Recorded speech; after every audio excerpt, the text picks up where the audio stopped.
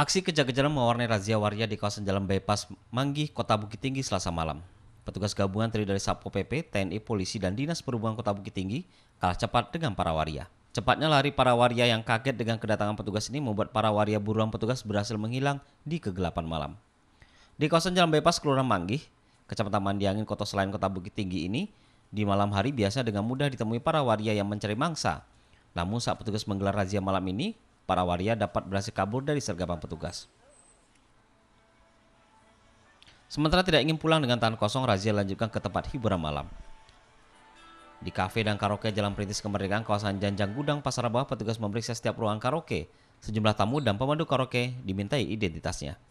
Sebanyak 3 orang tamu wanita tidak dapat memperlihatkan kartu identitas. Ketiga wanita berusia belasan yang diduga WTS ini pun terpaksa dibawa ke kantor Satpol PP. Kepala Satpol PP Kota Bukit Tinggi Syafni menyebutkan, dalam Peraturan Daerah Perda Nomor 3 Tahun 2015 tentang Ketertiban dan Ketentraman Umum, warga yang saat dirazia tidak dapat memperlihatkan identitas diri berupa kartu tanda penduduk merupakan pelanggaran. Para pelanggar dapat diajukan ke pengadilan tindak pidana ringan dengan sanksi hukuman kurungan penjara selama 3 bulan atau denda Rp1.000.000. Untuk pelanggaran dari peraturan daerah, makanya kita temukan tadi ada beberapa orang wanita malam dan saya juga melakukan pelanggaran peraturan daerah. Itu kita bawa kantor untuk diproses dan untuk pengelola tempat hiburan sendiri itu akan kita beri peringatan.